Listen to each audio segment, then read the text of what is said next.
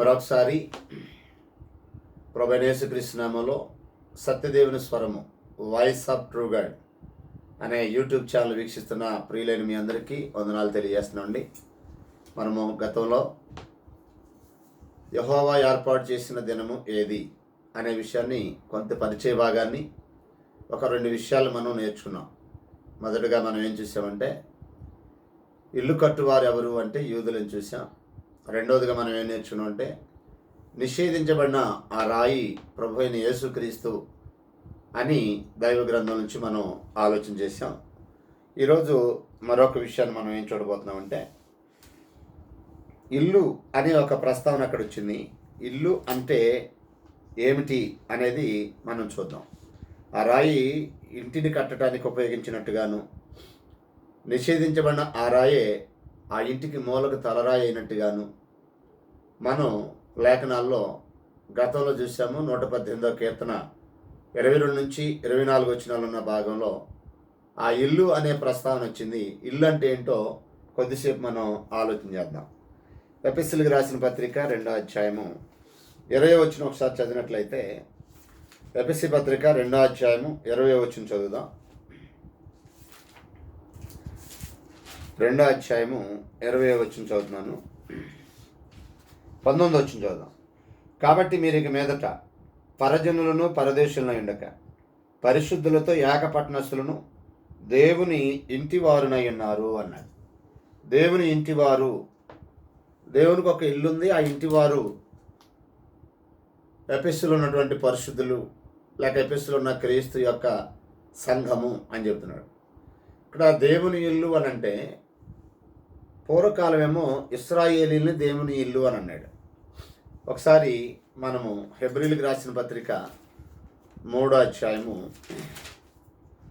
1 నుంచి చదివితే, ఇందువలన పరలోక సంబంధమైన పిలుపులో పాలు పొందిన పరిశుద్ధ సహోదరులారా, మనము ఒప్పుకొనిన దానికి అపోస్తలుడును ప్రధాన యాజకుడైన యేసు మీద లక్ష్యమించుడి. దేవుని ఇల్లంతట్లో మోషే నమ్మకంగా ఉన్నట్లు ఈయన కూడా తను నియమించే వారికి నమ్మకంగా ఉండెను. ప్రతి ఇల్లు ఎవడైనా ఒకరి చేత కట్టబడును, సమస్తమును కట్టినవాడు దేవుడే. ఇంటికంటే దాన్ని కట్టిన వాడు ఎక్కువ ఘనత పొందినట్లు ఈయన మోషే కంటే ఎక్కువ మహిమకు అర్హుడని ఎంచబడిన. ముందు చెప్పబడబో సంగతులకు సాక్షార్థముగా మోషే పరిచారకుడయిండి దేవుని ఇల్లంతట్లో నమ్మకంగా ఉండెను. అయితే క్రీస్తు కుమారుడయ్యండి ఆయన ఇంటి మీద నమ్మకం ఉన్నాడు. ధైర్యమును నిరీక్షణ వలన ఉత్సాహమును తుదమట్టుకు స్థిరముగా చేపట్టిన యెడల మనమే ఆయన ఇల్లు అని అన్నాడు. మొదటి 6 వచనాల్లో హెబ్రీ రచయిత ఏమని చెప్తున్నాడంటే, ఈ పత్రిక హెబ్రీలోంచి క్రైస్తవ్యాన్ని స్వీకరించిన వారికి రాస్తున్నాడు. వారిలో కొంతమంది వెనక్కి వెళ్ళిపోతున్న తరుణంలో రాస్తున్న పత్రిక ఇది. అంటే క్రైస్తవ జీవితాన్ని ప్రారంభించి మరలా యోధా మతంలోనికి దిగజారిపోతున్నటువంటి తరుణం.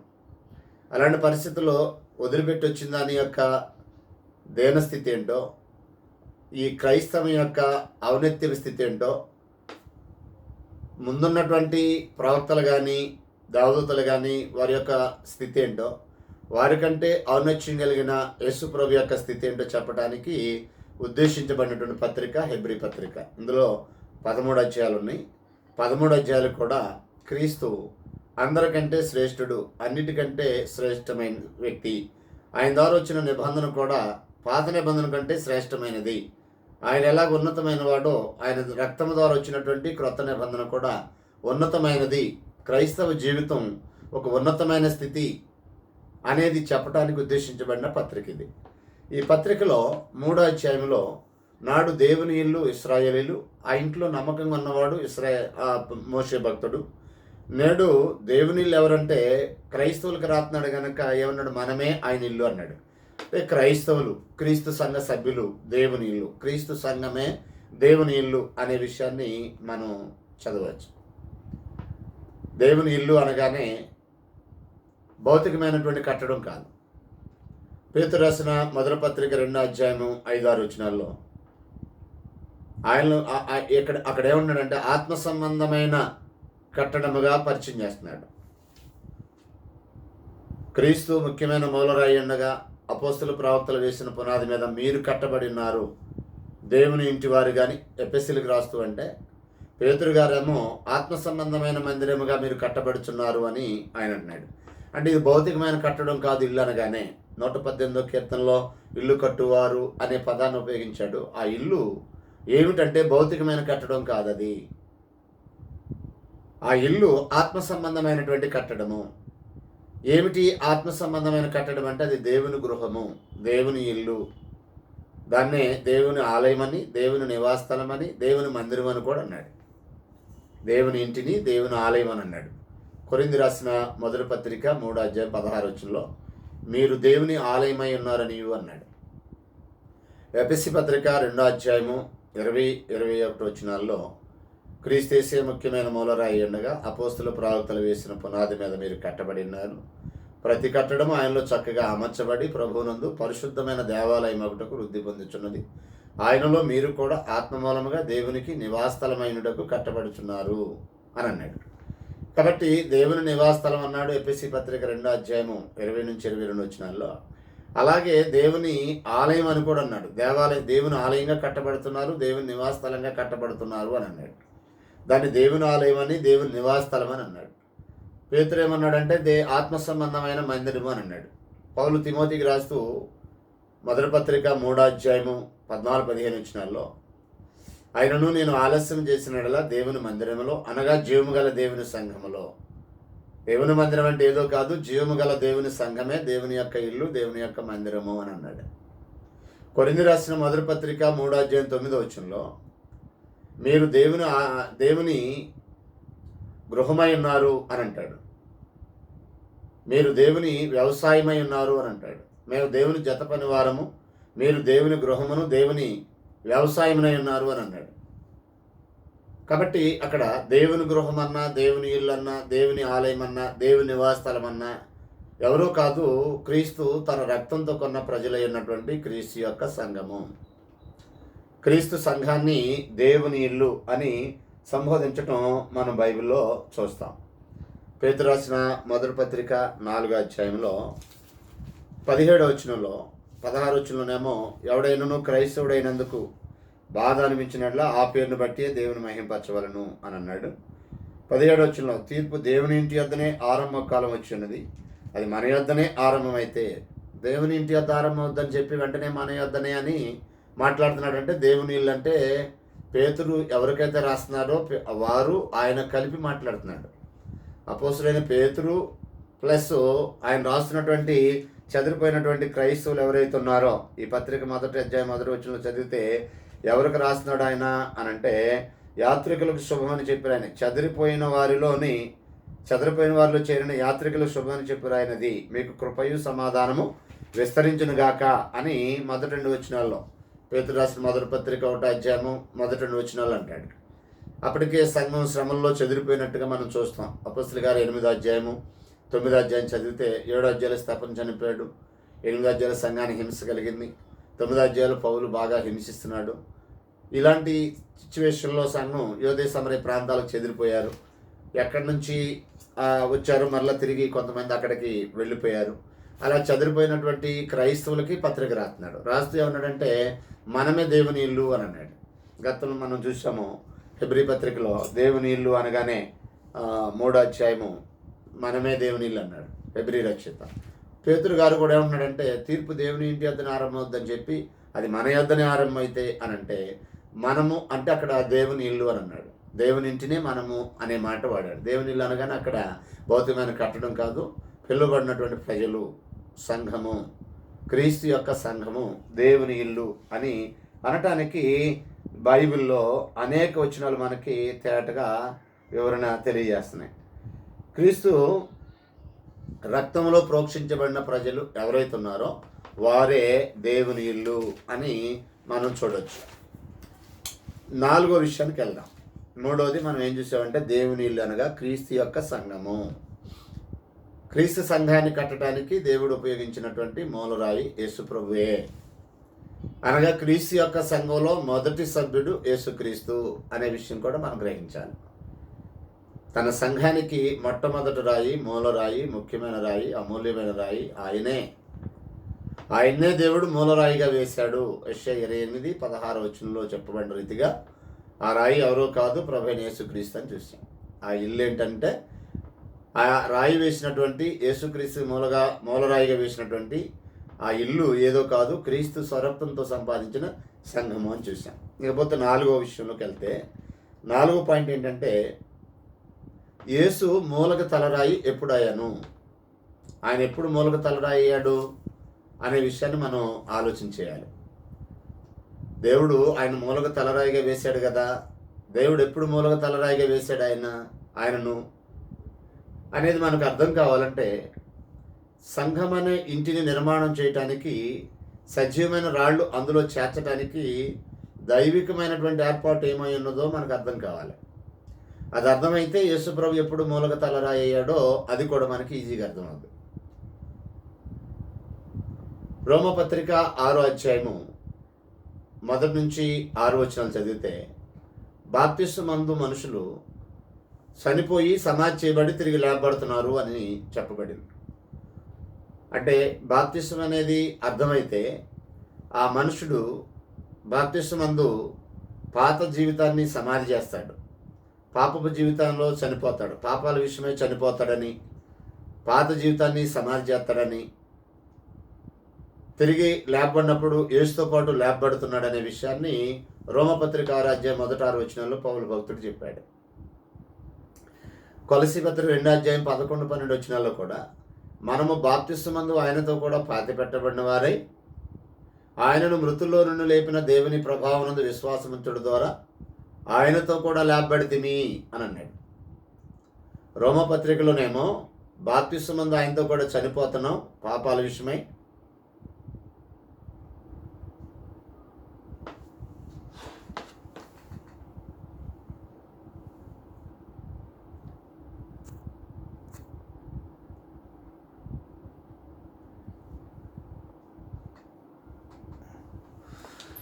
బాప్తిస్మమందు ఆయనతో కూడా చనిపోతున్నాము, బాప్తిస్మమందు ఆయనతో కూడా పాత జీవితాన్ని సమాధి చేస్తున్నాం, బాప్తిస్మమందు ఆయనతో కూడా నూతన పురుషుడిగా లేపబడుతున్నామని రోమపత్రిక 6వ అధ్యాయం 1-6 వచనాల్లో రాయబడింది.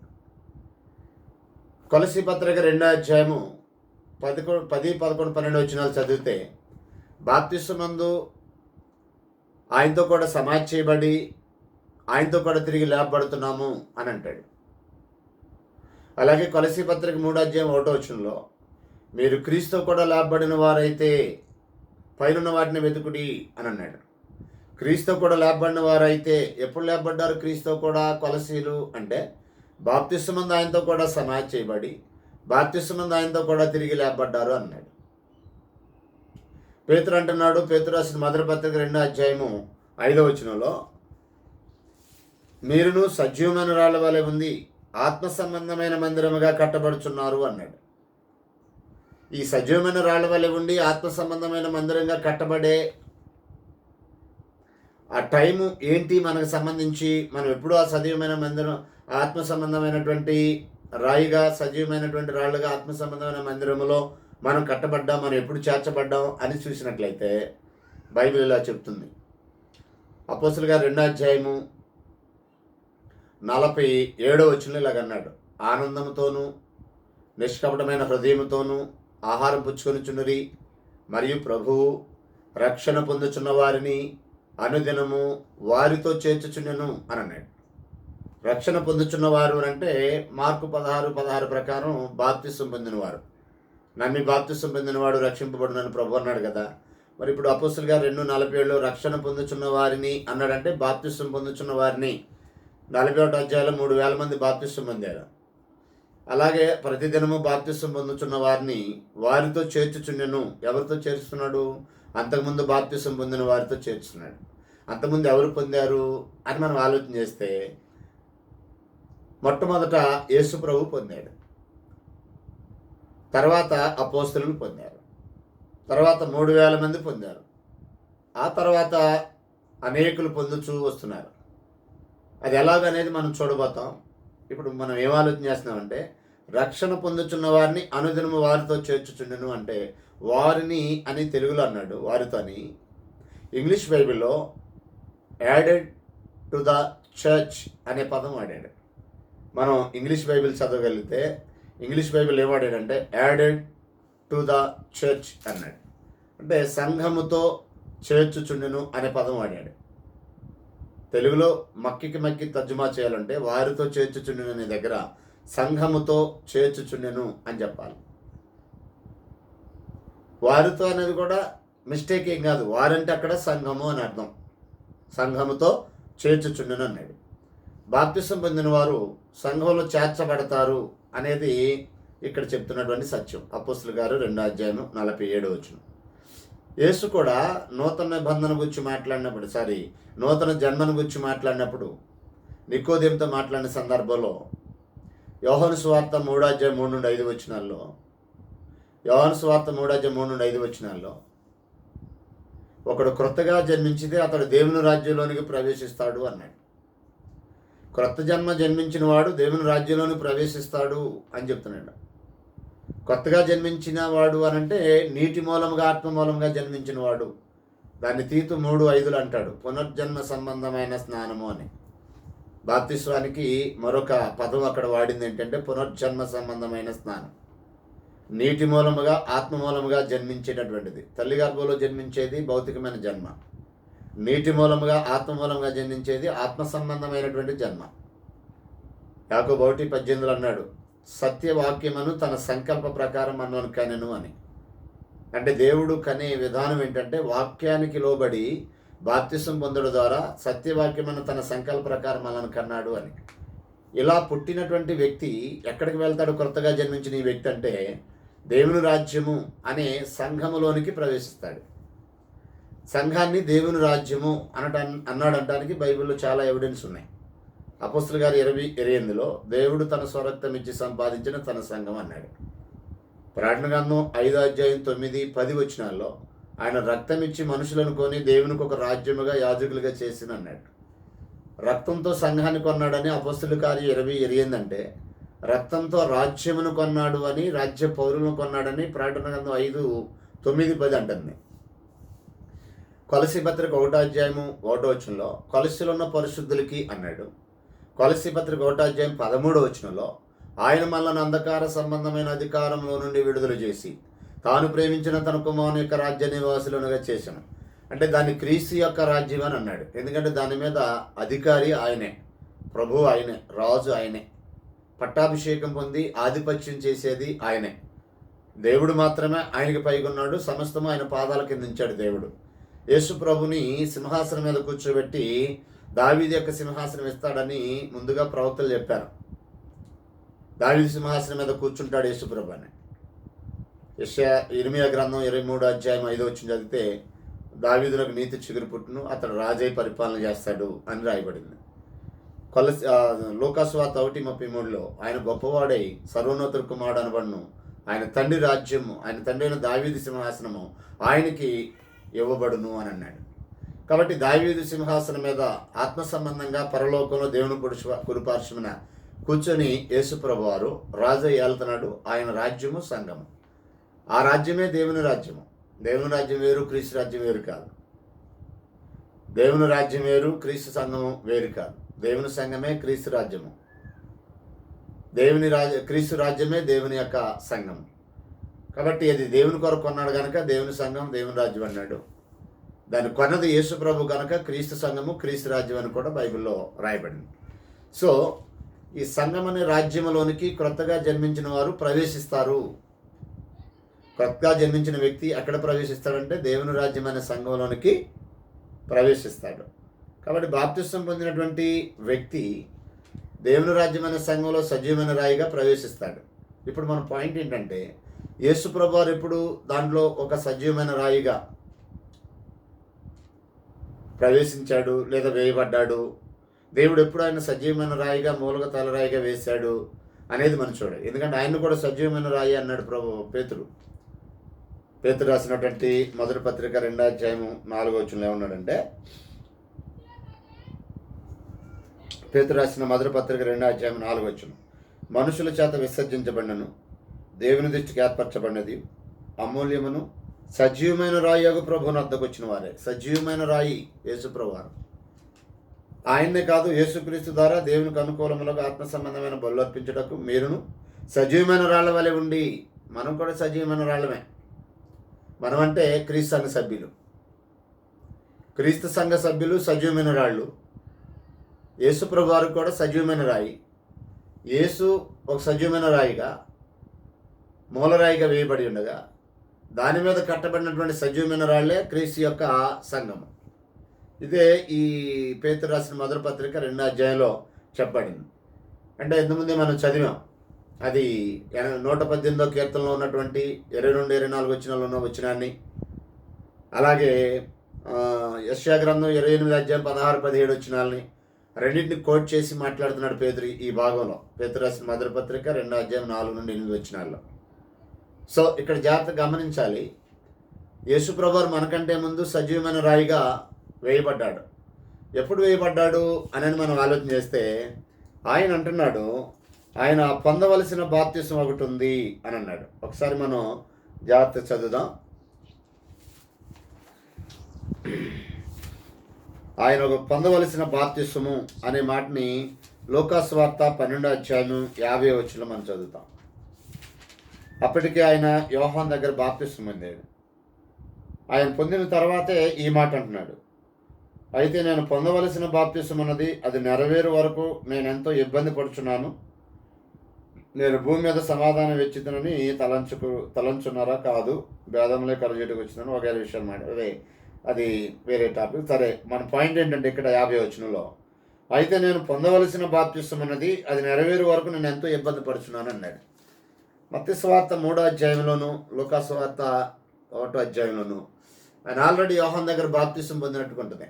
మార్కు సువార్త 1వ అధ్యాయంలో యోహాను దగ్గర బాప్తిసం పొందిన తర్వాత కొద్ది కాలానికి సువార్త పరిచర్యలు కొనసాగుతూ ఉండగా ఆయన మాట్లాడుతూ, నేను పొందవలసిన బాప్తిసం ఒకటి ఉంది అన్నాడు. బాప్తిసానికి డెఫినేషన్ ఇస్తూ పౌలే ఉన్నాడంటే, ఆయన యొక్క మరణ సమాధి పునరుద్ధానంలోనికి పాలు పంపులు పొందటం అన్నాడు. బాప్తిసం అంటే ఆయనతో కూడా సమాధి చేయబడటం అని అన్నాడు. బ్యాప్టేజో అనే గ్రీకు పదానికి అర్థం ఏంటంటే, ముంచుట, పాతి పెట్టుట, సమాధి చేయుట, కప్పివేయుట అని అర్థం. అంటే నీటిలో సమాధి చేయబడటం. బాప్తిసానికి నిర్వచనం సంపూర్ణంగా సమాధి చేయబడటం. ఇది ఎవరి సమాధికి సాదృశ్యంగా మాట్లాడాడు రోమపత్రిక 6వ అధ్యాయం అంటే, యేసు యొక్క మరణ సమాధి పునరుద్ధానానికి సాదృశ్యంగా జరిగే కార్యక్రమే బాప్తిస్మము అని చెప్పాడు. ఆయన చనిపోయి సమాధి చేయబడి తిరిగి లేచాడు. బాప్తిస్మం నందు ఆయనతో కూడా చనిపోతున్నాం, సమాధి చేయబడుతున్నాం, తిరిగి లేపబడుతున్నాం అనేది రోమపత్రిక 6వ అధ్యాయంలో పౌలు యొక్క వివరణ మనకి కనిపిస్తుంది. కాబట్టి ఈయన చనిపోయి సమాధి చేయబడి తిరిగి లేపబడ్డాడు. అదే ఆయన పొందినటువంటి బాప్తిస్మం. ఆయన చనిపోయి సమాధి చేయబడి తిరిగి లేపబడటమే ఆయన పొందిన బాప్తిస్మం. ఆయన ఎప్పుడు లేపబడ్డాడు అనే విషయాన్ని మన సువార్త రచనలో ఆఖరి భాగాల్లో చూస్తాం. మత్తయి సువార్త 28వ అధ్యాయం 1వ వచనంలోను, అలాగే మార్కు సువార్త 16వ అధ్యాయం 1వ వచనంలోను, లూకాసు సువార్త 24వ అధ్యాయం 1వ వచనంలోను, యోహాను సువార్త 20వ అధ్యాయం 1వ వచనం. మరొకసారి మత్తయి సువార్త 28వ అధ్యాయం 1వ వచనం, మార్కు సువార్త 16వ అధ్యాయం 1వ వచనం, లూకాసు సువార్త 24వ అధ్యాయం 1వ వచనం, యోహాను సువార్త 20వ అధ్యాయం 1వ వచనాలు.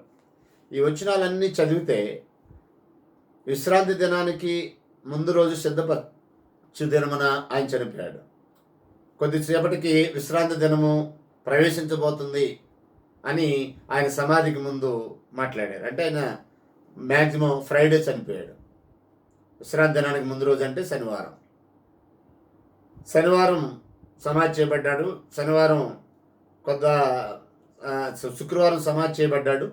శుక్రవారం ఉన్నాడు, తర్వాత శనివారం ఉన్నాడు, ఆదివారం లేచాడు. ఆయన 3వ దినం లేస్తాడన్నాడు కనుక మత్తయి సువార్త 16వ అధ్యాయం 22 నుంచి 24 వరకు చదివితే, మనిషి కుమారుడు మనుషుల చేతులకు అప్పగించబడతాడు, ఆయన చంపబడతాడు, సమాధి చేయబడతాడు, 3వ దినమున లేస్తాడు. సువార్త యొక్క డెఫినేషన్ కూడా 1 కొరింథీ 15వ అధ్యాయంలో పౌలు ఏమంటాడంటే, 3 నుంచి 5 వచనాలు 15వ అధ్యాయం కొరింథీ పత్రికలో, మొదటి పత్రిక 15వ అధ్యాయం 3 నుంచి 5 వచనాల్లో, లేఖనాల ప్రకారం యేసు మన పాపం నిమిత్తం చనిపోయి సమాధి చేయబడి లేఖనముల ప్రకారం 3వ దినమున లేపబడెను అన్నాడు. ఇక్కడ 3 రాత్రులు పగళ్ళు అని ఒక వాదాలు లోకంలోని, నేను ఇప్పుడు దాంట్లోకి వెళ్ళలేదు. దేవుని చిత్తమైతే ఇంకెప్పుడైనా మనం ఆలోచన చేద్దాం. అది లిటరల్గా తీసుకునేదా, లేకపోతే ఒక రాత్రి ఒక గంట జరిగినా ఆ రాత్రి గడిచినట్టేనా అనేది తర్వాత మనం ఆలోచన చేద్దాం. ఇక్కడ 3 24 గంటలు కాదు, అది మాత్రం పక్కా. 3 రాత్రులు 3 పగలంటే 3 24 గంటలు అయితే కాదు. మూడో దినమున, చనిపోయిన రోజు నుంచి మూడో దినమున లేస్తాడు ఆయన అనే విషయాన్ని, చనిపోయిన రోజే సమాధి చేశారు, అదొక రోజు. తర్వాత రోజు రెండోది వస్తుంది, లేచిన రోజు మూడోది వస్తుంది. మూడవ దినమున లేస్తాడు. మూడో దినములో ఒక గంట ముందు లేచిన, ఆ దినము జొరబడిన మూడో దినము జొరబడినటువంటి ఒక రోజులో ఒక గంటలో లేచిన, దాంట్లో 19 24 3 గంటలు కలవపోయినా మూడో దినము లేచినట్టే అవుద్ది. సరే, ఆ వివరణ తర్వాత మనం ఆలోచన చేద్దాం. ఆయన మూడో దినమున లేచింది సంగతి మనకు బైబిల్ చెప్తుంది. లేస్తానని ఆయన చెప్పాడు. లేచాడని సువార్త ప్రకటిస్తూ 1 కొరింథీ పత్రిక 15 అధ్యాయంలో సువార్తకు వివరణ చెప్తూ పౌలు గారు అన్నాడు. ఏ రోజు అది అని మనం సువార్త రచనలు ఆఖరి అధ్యాయాలు చదివినప్పుడు ఆదివారము అని మనకు అర్థమవుతుంది. ప్రభు లేచిన దినము ఆదివారము అని మనకి క్లియర్గా అర్థమవుతుంది. ఆయన ఆదివారమే లేచాడని అంటే మూలక తలరాయి అయిన దినము ఆదివారము అని అర్థం. యేసుప్రభు వారు మూలక తలరాయి ఎప్పుడయ్యాడు? ఆదివారము. ఆయన బాప్తిస్మం పొందుతానన్నాడు. ఎప్పుడు పొందాడు ఆ బాప్తిస్మము? ఆయన లేపబడింది ఆదివారం అయితే ఆయన పొందిన బాప్తిస్మం ఆదివారం కింద వస్తుంది. ఎవరిచ్చారు ఈ బాప్తిస్మం ఆయనకి అంటే దేవుడే ఇచ్చాడు. ఎవరు లేపారు ఆయన్ని? అపోస్తలుల కార్యం 3వ అధ్యాయము 15 వచ్చిన మనం చదివితే, మీరు జీవాధిపతిని చంపితిరి, దేవుడు ఆయన మృతుల్లో నుండి లేపెను అన్నాడు. ఇంకా అనేక వచనాలు దేవుడు ఆయనను మృతుల్లో నుండి లేపాడు అని చెప్తాం. బాప్తిస్మందు బాప్తిస్మం ఇచ్చే వ్యక్తి మనం లేపితే, ఈయన పొందాల్సిన బాప్తిస్మలో ఈయన మృతుల్లో నుండి లేపింది ఎవరంటే దేవుడు. తండ్రి అయిన దేవుడు యేసు ప్రభుకి బాప్తిస్మం ఇచ్చాడు. అందుకని యెషయా గ్రంథం 28 అధ్యాయం 16 వచనంలో, ఇదిగో సియోనులో పునాదిగా రాతిని వేసిన వాడు నేనే, అది పరిశోధించబడిన రాయి, అమూల్యమైన రాయి, బహు స్థిరమైన పునాది అని మూలరాయి. ఎవరు ఆ రాయి అంటే మనం చూసాం యేసు ప్రభుని. వేసింది ఎవరు మూలక తలరాయిగా? దేవుడు. అంటే ఆయన బాప్తిస్మం ఇచ్చింది ఎవరు? దేవుడు. ఏమిటి ఆయన పొందిన బాప్తిస్మం? నిజంగా చనిపోయి మానవుల పాపాల కొరకు సమాధి చేయబడి మూడో దినమున దేవుని చేత లేపబడటం. వాస్తవానికి ఆయన మరణానికి దేవుడు అప్పగించాడు. మనుషులు చేసినప్పటికీ దేవుడు దాన్ని అనుమతించాడు. ఎందుకంటే అది జగత్తు పునాది వేయబడక మునిపే దేవుని సంకల్పం. పేతురు రాసిన మొదటి పత్రిక 1వ అధ్యాయము 18 నుంచి చదివితే, పితృపారంపర్యమైన మీ వ్యర్థ ప్రవర్తన విడిచిపెట్టినట్లు వెండి బంగారముల వంటి క్షయ వస్తువుల చేత కాక అమూల్యమైన రక్తం చేత అనగా నిర్దోషమును నిష్కలంకమునకు గొర్రెపిల్ల వంటి క్రీస్తు రక్తం చేత మీరు విమోచింపబడతారని మీరు ఎరుగుదురు కదా. ఆయన జగత్తు పునాది వేయబడక మునిపే నియమింపబడ్డాడు. మానవాళి పాపాల కొరకు నిష్కలంకమైన నిర్దోషమైన రక్తాన్ని చిందించడానికి పరమ తండ్రి జగత్తు పునాది వేయబడక మునిపే యేసు ప్రభుని అపాయింట్ చేసినట్టుగా పేతురు రాసిన మొదటి పత్రిక 1వ అధ్యాయము 18 నుంచి 20 వచనాల్లో మనకి తేటగా ఉంది. అందుకనే సిలువలో ఆయన చేసిన ప్రార్థనలో, తండ్రి నీ చిత్తమైతే ఈ గిన్నె నా ఎదురును తొలగించు, ఆయనను నా ఇష్టం కాదు నీ చిత్తమే సిద్ధించునుగాక అని ప్రార్థించాడు. అప్పుడు ఆ గిన్నె తొలగించమంటే దాని అర్థం ఏంటంటే, ఈ మరణాన్ని నీ చిత్తమైతే తప్పించు అని. కానీ తప్పించాడంటే తప్పించలేదు. చాలామంది ముస్లింలు తప్పుగా అర్థం చేసుకొని తప్పించమని ఆయన ప్రార్థన చేశాడు, దేవుడు ఆయన మొర విన్నాడు, ఆయన్ని సిలువలో చనిపోనిలేదు, సిలువలోంచి తప్పించాడు ఆయన అని ఒక తప్పుడు బోధలు చేస్తున్నారు ముస్లిం సోదరులు. వాస్తవానికి ఆ సందర్భం వాళ్ళకి సరిగ్గా అర్థం కాలేదు. 22వ కీర్తన తీసుకొని, ఆయన నన్ను గురుపోతుల కొమ్మ నుంచి నన్ను రక్షించాడు, నా మొర విన్నాడు, నన్ను కాపాడాడు. ఆడ రక్షించాడు కాపాడాడనంటే మృతుల్లో నుండి తిరిగి లేపాడు అని, ఆయన ఆత్మను పాతాళంలో విడవలేదు అని, ఆయన శరీరం కుళ్ళు పట్టలేదు అని, మూడో దినమున చనిపోయి సమాధి చేయబడి తిరిగి లేపబడ్డాడు అని. దేవుని చిత్తమైతే ఆయన శిలువలో చనిపోయాడా చనిపోలేదా? అసలు 22వ కీర్తనలో గురుపోతుల కొమ్మ నుంచి రక్షించడం అంటే ఏంటి? ఆ విషయాలు మనం ఎప్పుడైనా ఆలోచన చేద్దాం. కొంతమంది అపార్థం చేసుకొని శిలువలో అసలు ఆయన చనిపోలేదు అని ఒక తప్పుడు బోధలు చేస్తున్నారు. ముఖ్యంగా ఇస్లాం నుంచి వచ్చినటువంటి కొందరు, అందరు కాదు, కొందరు తప్పుడు బోధకులు ఇస్లాంలో బయలుదేరారు. జాకిర్ నాయక్ అని, అలాగే షఫీ అని, అలాగే అహ్మద్ దేదాద్ అని, అంతకుముందు జాకిర్ నాయక్ అని, అంతకుముందు అహ్మద్ దేదాద్, తర్వాత జాకిర్ నాయక్ అని, తర్వాత షఫీ మహమ్మద్ షఫీ అని, తర్వాత ఫజలుర్ రెహమాన్ అని ఒక అతను. ఇలా కొంతమంది తప్పుడు బోధకులు బయలుదేరారు. ఇస్లాంలో నుంచి బయలుదేరి వారికి ఖురాన్లో కూడా సరిగ్గా అర్థం కాక ఆ ఖురాన్ని బేస్ చేసుకొని బైబిల్లో వాళ్ళకు అనుకూలమైన కొన్ని వచనాలు, వాళ్ళకు అనుకూలం అంటే వాళ్ళకి అనుకూలమైన సందేశం అక్కడ కూడా ఉండదు. వాళ్ళు అపార్థం చేసుకున్న కొన్ని వచనాలు తీసుకొని యేసు అసలు శిలువలో చనిపోలేదు అని చెప్తారు. వాస్తవం ఏంటంటే ఆయన శిలువలో చనిపోయాడు, సమాధి చేయబడ్డాడు, మూడో దినమున తిరిగి లేపబడతాడని ఆయనే స్వయంగా చెప్పాడు. అపోస్తలులు కూడా స్వయంగా చెప్పారు. మూడో దినమున లేపబడినటువంటి ఆ మూడో దినం ఏదంటే ఆదివారము అని బైబిల్ స్పష్టంగా తెలియజేస్తుంది. మనము మృతులలో నుండి లేపిన సందర్భాన్ని గతంలో చదివాం. అపోస్తలుల కార్యం 4వ అధ్యాయము 10వ వచనం మనం చదివినట్లయితే ఆయన్ని దేవుడు మృతుల్లో నుండి లేపాడు అనే విషయాన్ని 3వ అధ్యాయం 15 వచనంలో చదువుతాం. 4వ అధ్యాయం 11వ వచనంలో కూడా మనం ఈ విషయాన్ని చూస్తున్నాం. 10-11 మీరందరూ ఇశ్రాయేలు ప్రజలందరూ తెలుసుకొనవలసిందేమనగా మీరు సిలువేసినట్టు మృతుల్లోనూ దేవుడు లేపినట్టు నజరేయుడగు యేసుక్రీస్తు నామమున వీడు స్వస్థత పొంది మృతుల్లో నుండి దేవుడు లేపినట్టు అని అన్నాడు. మృతుల్లో నుండి లేపబడినటువంటి ఆయన్నే 11వ వచనంలో ఇల్లు కట్టువారు మీరు తృణీకరించిన రాయి ఆయనే. ఆయన మృతుల నుండి లేచిన తర్వాత రాయిగా వేయబడ్డాడు. మృతుల్లో నుండి లేచింది ఎప్పుడనంటే ఆదివారమున. కాబట్టి యేసు ప్రభు వారు ఆదివారం లేపబడ్డాడు కనుక మూలగ తలరాయి అయిన దినము ఆదివారం. నిషేధించబడిన రాయి మూలగ తలరాయను. అది మన కన్నులకు ఆశ్చర్యము. ఇది యెహోవా ఏర్పాటు చేసిన దినము, దీని యందు మనం ఉత్సహించి సంతోషించడం అన్నాడు. యెహోవా ఏర్పాటు చేసిన ఆ దినం ఏంటంటే యేసును మూలగ తలరాయిగా వేసినటువంటి దినం. యేసును మూలగ తలరాయిగా వేసిన దినం ఏంటంటే ఆదివారము. ఆయన మృతుల్లో నుండి లేచినటువంటి దినము. ఇల్లు అంటే సంఘం అని మనం చూసాం. ఆ సంఘం అనే ఇంటికి మూలరాయి ప్రభువైన యేసు. ఎలాగయ్యాడు ఆయన? మనం ఎలాగవుతున్నాం? ఒక సామాన్య నరుడు అందులో సజీవమైన రాయి ఎలాగవుతాడంటే సువార్తకు విధేయత చూపి బాప్తిసం పొంది సంఘంలో చేర్చబడ్డ ద్వారా అందులో ఒక సజీవమైన రాయిగా వీళ్ళు కూడా చేర్చబడుతున్నారని చూసాం ఇప్పటి వరకు. అలాగే యేసు ప్రభు వారు కూడా ఒక సజీవమైన రాయిగా అందులో చేర్చబడ్డాడు. ఎప్పుడు చేర్చబడ్డాడు ఆయన అంటే చనిపోయి సమాధి చేయబడి తిరిగి లేచిన రోజు. దేవుడే ఆయనను లేపి మూలక తలరాయిగా చేశాడు. దేవుని ఇల్లనే క్రీస్తు సంఘములో మనం ఎలా చేర్చబడ్డామో ఆయన కూడా ఎలా చేర్చబడ్డాడు అనేది ఇప్పటి వరకు మనం చూసినటువంటి భాగం. కాబట్టి ఒకసారి ఆలోచన చేయండి. ఇప్పుడు మనం ఏం చూసామంటే 2 విషయాలు ఆలోచన చేసాం. ఒకటి, ఈ భాగంలో మనం చూసింది ఏంటంటే ఇల్లు అనగా క్రీస్తు సంఘం అని, మూలరాయిగా యేసుప్రభు వేయబడింది ఏ రోజు అంటే ఆదివారం వేయబడ్డాడు అనే విషయాన్ని మనం చూసాం. అది యెహోవా ఏర్పాటు చేసిన దినమే. ఆయన మూలక తలరాయిగా ఏ రోజైతే వేయబడ్డాడో ఆ రోజు యెహోవా ఏర్పాటు చేసిన దినము. అది 118వ కీర్తన 22 నుంచి 24 వచనాలు ఉన్నటువంటి భాగం. కంటిన్యూషన్లో కంగారు పడకండి, మరికొన్ని విషయాలు నేర్చుకోవడానికి ప్రయత్నం చేద్దాం. మీ అందరూ కూడా వందనాలు. ప్రార్థన చేసుకుందాం.